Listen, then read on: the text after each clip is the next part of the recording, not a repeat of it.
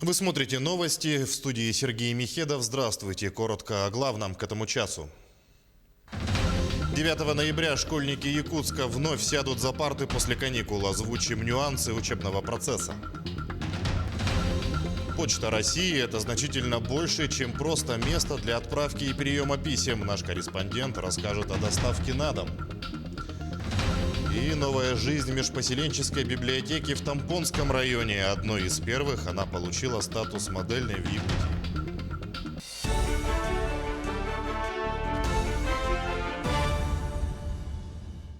9 ноября в столице республики школьники приступают к учебе после длительных каникул. Учебный процесс будет организован в очной форме для всех классов с соблюдением мер, рекомендованных Роспотребнадзором.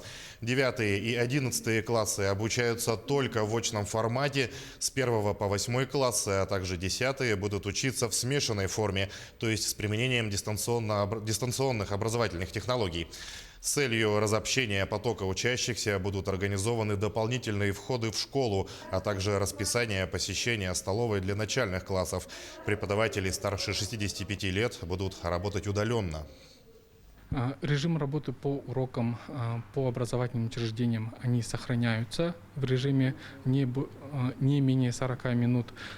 При условии организации питания, например, школа может по своей модели предусмотреть и немножко отодвигать для того, чтобы разобщать детей. На полную обработку, дезинфекции и так далее они будут предусматриваться, но в неучебное время, между уроками и между сменами и по завершении обучения в школе. На территории Мегино-Кангаласского района по состоянию на ноябрь зарегистрировано более 1300 случаев заболевания коронавирусной инфекцией. Из них выздоровели порядка 850 человек. О том, какие меры по борьбе с COVID-19 ведутся в административном центре района, расскажет Артур Старостин. С 5 ноября, то есть с сегодняшнего дня, начнет работу обсерватор на 100 коек в здании общежития транспортного техникума в поселке Нижний Бестях. Административной комиссией района ведется контроль за соблюдением масочного режима и социального дистанцирования в общественных местах. Сейчас в магазинах без масок вообще не обслуживают. Если ты зашел без маски, либо потерял, либо забыл, то на продаже всегда есть по 15 рублей маски. Кто заходит без маски, покупают маски. Так-то много людей уже, которые не покупают, которые уже подготовлены в перчатках и в масках подходят. Как бы продажа масок хорошо идет. Если без маски, обязательно покупают. Отделом внутренних дел по Мегино-Кангаласскому району выявлено 13 правонарушений. Составлен 1 протокол в отношении родителя. Территориальным отделом Роспотребнадзора проведено 9 контрольных мониторингов проверок в отношении индивидуальных предпринимателей. В отношении должностных лиц предприятий и учреждений возбуждено 1 административное дело. И в отношении граждан возбуждено 2 административных дела. В аптеках района дефицита противовирусных препаратов и средств индивидуальной защиты не зафиксировано. В соответствии с планами профилактических прививок против гриппа в 2020 году необходимо охватить прививками против гриппа 18 524 человека. На 1 ноября привито 16 271 человек. Это составляет 98% от планируемой численности. Решением оперативного штаба района в школах объявлены каникулы по 7 ноября. В селах Тюнгулю и Рассолода детские дошкольные образовательные учреждения находятся на дистанционном обучении. Артур Старостин, Мегино-Кангаласский район. Прокуратура Намского района выявила значительное завышение цен на основные виды продуктов питания в магазинах села Намцы.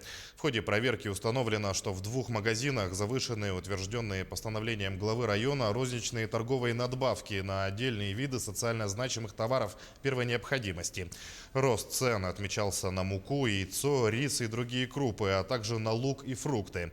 По результатам проверки виновные лица привлечены к административной ответственности. Цены на продукты питания приведены в соответствие. По выявленным нарушениям прокуратуры Намского района возбуждено 2 административных дела, в результате рассмотрения которых индивидуальные предприниматели привлечены к административной ответственности по статье 14.6 Кодекса об административных правонарушениях Российской Федерации. Санкция данной статьи предусматривает наказание до 50 тысяч, штраф до 50 тысяч рублей на индивидуальных предпринимателей, на должностных лиц. Также внесены представления, по которым цены приведены в соответствие. Приоритетное направление проекта госбюджета Якутии на предстоящие 3 года – содействие достижению национальных целей развития. Об этом сегодня, представляя проект закона депутатскому корпусу Вилтумен, сообщил министр финансов республики Валерий Жандоров. Министр сообщил, что параметры госбюджета республики сформированы по 26 государственным программам, направленным на достижение 6 стратегических целей и непрограммной части. Почта сегодня – это значительно больше, чем просто место для отправки и приема писем. Тут также можно приобрести продукты питания и промышленные товары. Причем вовсе не обязательно самому идти в почтовое отделение. Можно заказать доставку на дом. Сюжет Ульяны Шагиной. Кроме доставки посылок, писем и журналов, почтальон с 30-летним стажем Павел Бекетов с удовольствием помогает пожилым закупаться продуктами. Хлеб, чай, кофе и макароны. Он набирает все самое необходимое тут же в отделении и несет своим клиентам. Пожилым там очень трудно в магазин тут же сходить, потому что они не всегда могут даже из дома выйти, просто погулять. А тут мне всегда позвонят, мне я сразу принесу, наберу, что надо им.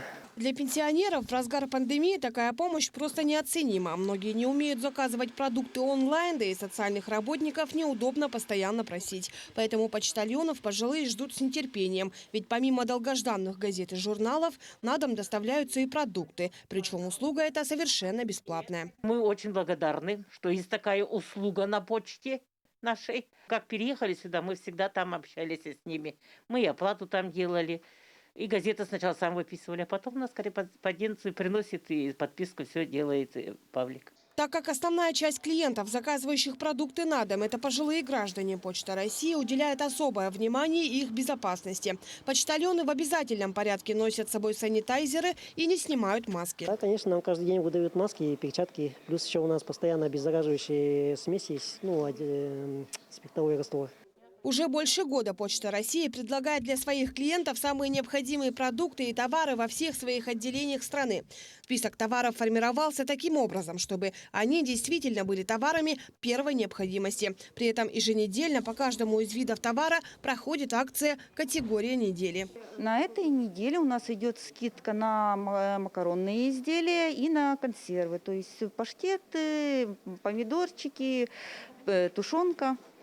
Вот. Перед этим было на текстиль. Со следующей недели, допустим, будет на кондитерские изделия скидки. Позвонить и заказать товар можно по номеру горячей линии 8 800 160. Для горожан есть и другой номер 8 924 874 88 13. Все заявки, принятые по этому номеру до 12 часов дня, будут доставлены клиентам в этот же день. Ульяна Шагина, Григорий Охлопков, Якутск.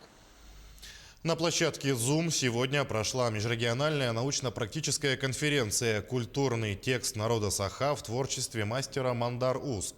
Целью конференции стала консолидация опыта регионов России в области креативных индустрий на примере творчества народного мастера Бориса Неустроева.